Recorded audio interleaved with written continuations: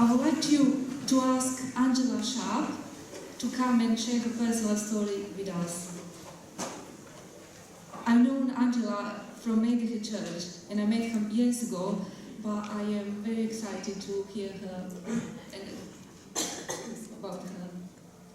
Thank you. Good morning. Good morning. I'd like to say what a privilege it is to be here in front of you this morning to share part of my story with you. What I'm going to bring to you this morning is actually in two parts.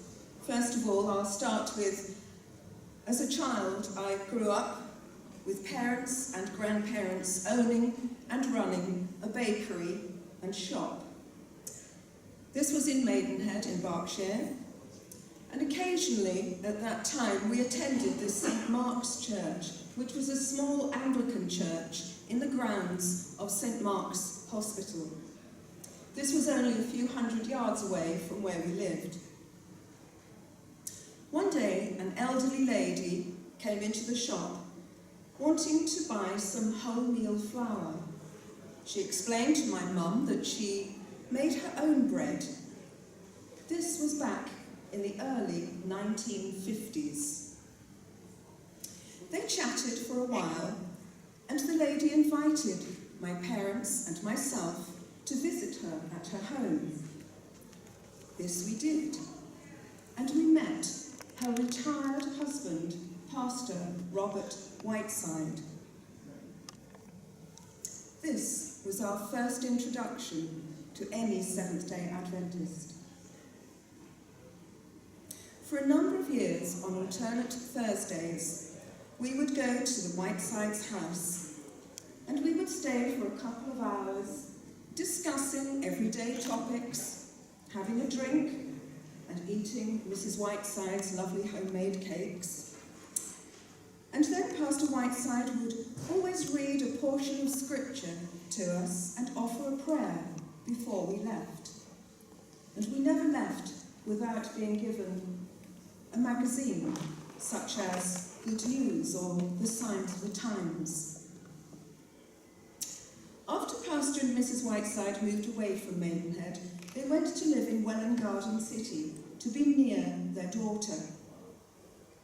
We used to visit them 2 or 3 times a year. And then they moved to the Dell Rest Home in Suffolk. Part 2 of my story begins when I was 14 years old.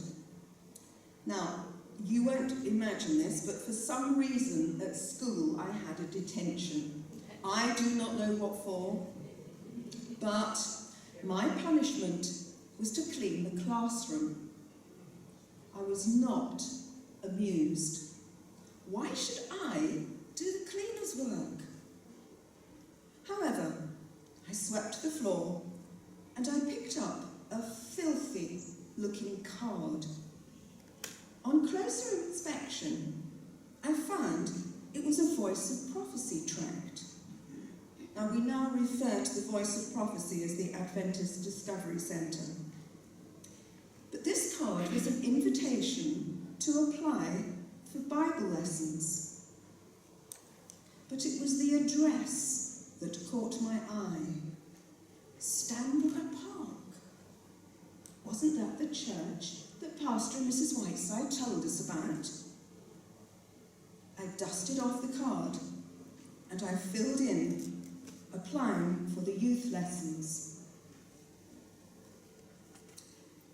Over the next number of years, my mother and I did every course I think that was available, from Bible studies to health to everything. We seemed to cover them all. At this time, I was teaching in the Church of England Sunday School. One day, the lesson was about why the bishops wore certain clothes and what those clothes were supposed to represent. And I thought, I don't really believe in all this. How can I teach this to small children? So I said to the vicar that I would not be continuing. I told him I had been learning about another church that taught Bible truths. A few evenings later, the vicar was at my parents' home telling them to keep me away from this devil-worshipping church. He was kindly shown the door. It so happened that I had just requested for an Adventist pastor to call. This was a little tick box on the Voice of Prophecy card where it says, "Would you like a pastor to visit?" And I had ticked it. And Pastor John Lewis called, and we chatted, and he invited me to the Slough Church. He was the minister there, and the following Sabbath he came and picked me up and took me to church. At this time I was now 20 years old. But all was not good. In those days, on a Saturday, I worked in my father's cake shop in Windsor. He was furious with me. How could I do this to him? How could I let him down on the busiest day of the week? We argued, and in a rage he told me to do what I liked, but as long as I lived under his roof, he didn't want any of those church people in his house. I continued going to church, and in 1969 I was baptised. My mother was very proud of me.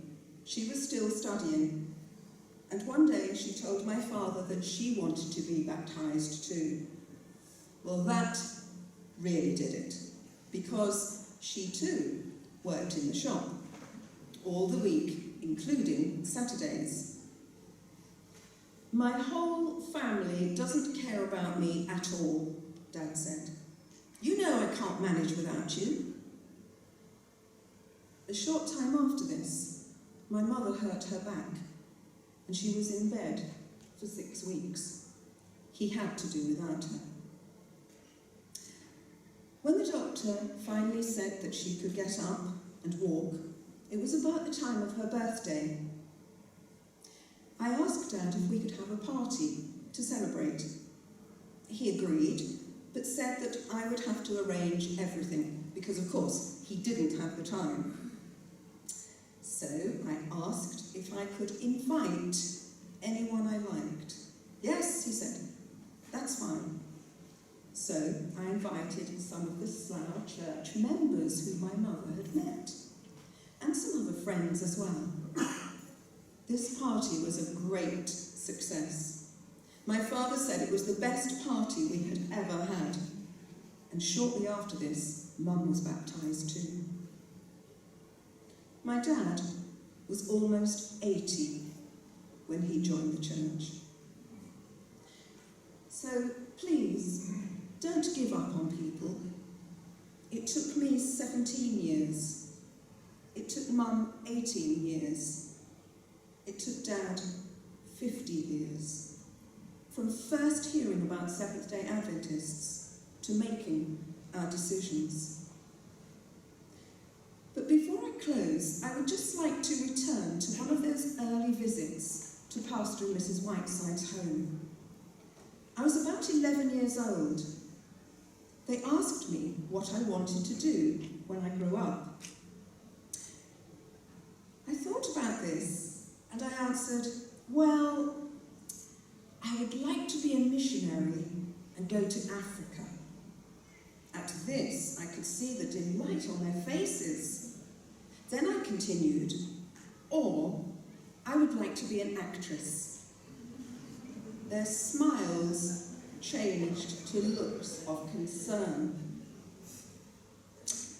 Today, I would like to tell you that my dreams came true on both accounts. Maybe in a slightly different way, though. No, I never did go to Africa. But for my first job on leaving school, I worked in a private boarding school, part-time in the kindergarten with the 3 and 4-year-olds, and at other times I assisted the matron with the young boarders, some as young as 4 years old. Many of these boarders were children of doctors, dentists, scientists, ambassadors, but mostly from the African continent. All had been sent to Britain for an education. I eventually began working at Newbold School and stayed in Foundation 1, then called Preschool, for 26 years. I feel that helping children from all different backgrounds to gain a richer knowledge of their friend Jesus fulfilled my missionary dreams. Now the actress part, you ask. In my late teenage years, I joined a Christian amateur dramatic drama group in Maidenhead, where with Christians from a variety of different denominations, we performed plays in churches, nursing homes, and in the Maidenhead Town Hall. In addition, I have been teaching speech and drama for 50 years. For the first 15, preparing children for examinations with the Associated Board of Royal Schools of Music, then over 30 years with LAMDA, the London Academy of Music and Dramatic Art. I think both performing in the classroom with young children and teaching the value of verse and prose to young people have helped me fulfill my dreams of acting. Looking back at my ambitions as a young child, I can see that they have been fulfilled. But I know too that when I first expressed my ideas, those prayers of Pastor and Mrs. Whiteside, and all through my life, the prayers of my mother, kept me, hopefully, on the right path. I also thank God for his leading, as through the years I have met some wonderful children and their parents, and seen so many of those children grow up into remarkably successful adults. I feel that I have been truly blessed. Thank you.